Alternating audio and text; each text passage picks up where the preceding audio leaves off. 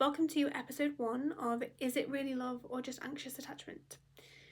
We are going to be briefly discussing, and it is going to be more of a brief episode for the first one, just a brief introduction. We're going to be briefly discussing how anxious attachment can show up in a relationship. We are speaking specifically romantic relationships. It can show up in any kind of relationship. It doesn't have to be romantic, but these are the ones that I think are...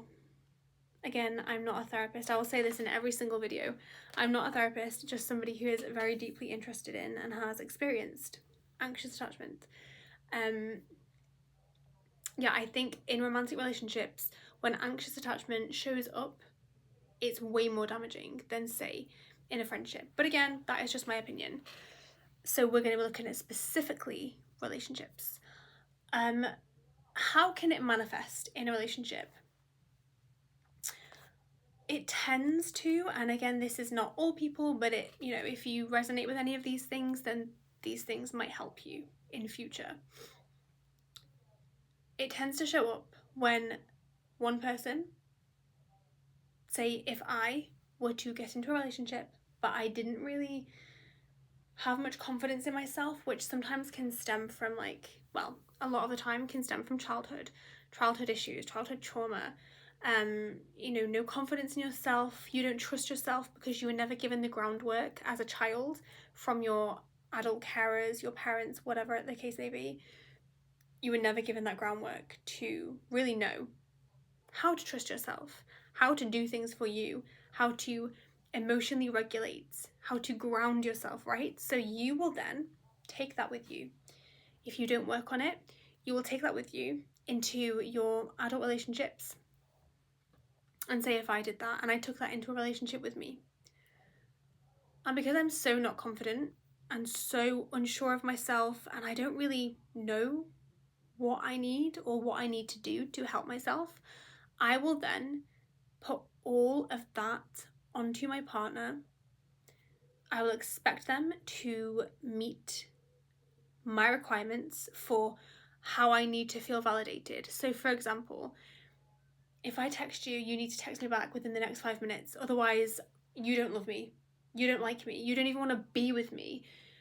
If I call you and you don't answer straight away and you're with your friends, that's it. I think you hate me. That's where this stems from. You are literally telling yourself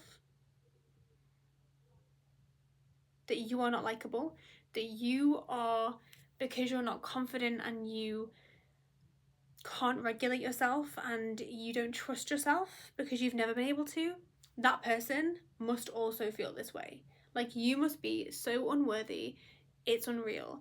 And that is where this anxious attachment comes into it, and you start really attaching your identity and everything you're about to this person.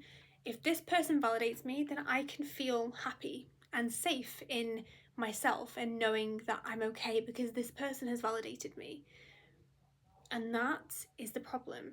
You get into that relationship, you put all this pressure on that other person, and that's not healthy. And you're trying to keep this relationship going because you need it to. You fundamentally cannot let it go.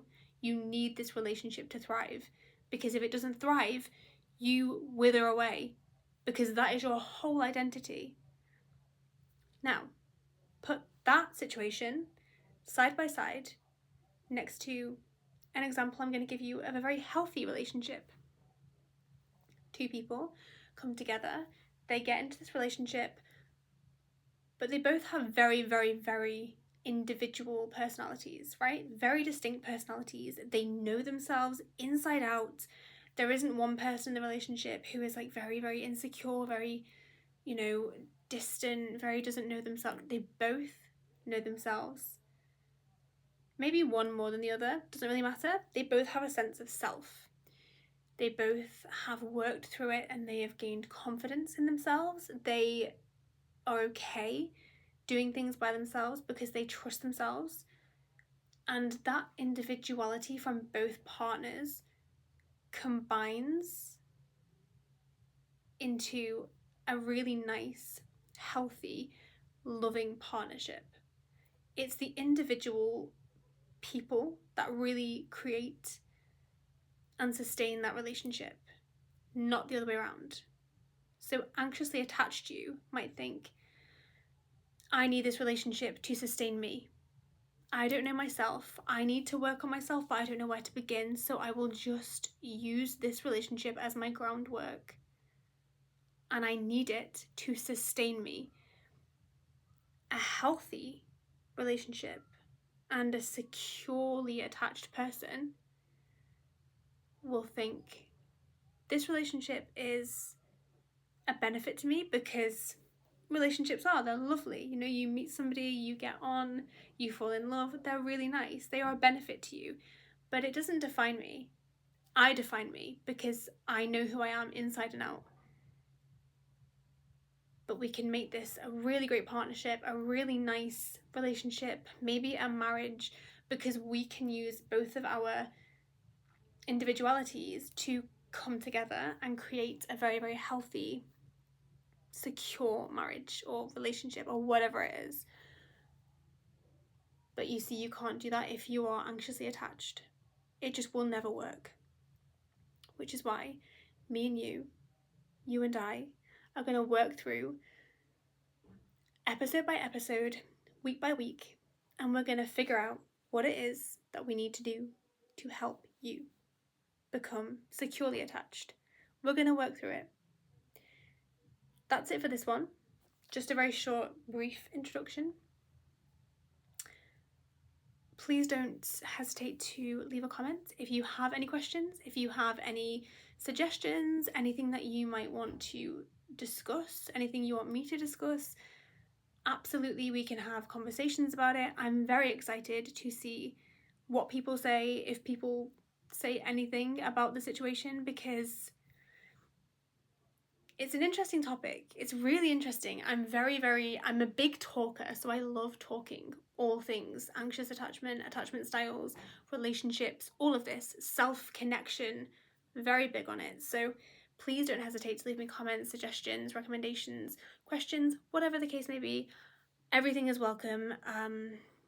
Don't be shy. I'll see you in the next one, which will be maybe this week, maybe next week. We'll figure it out. But I will see you in the next episode.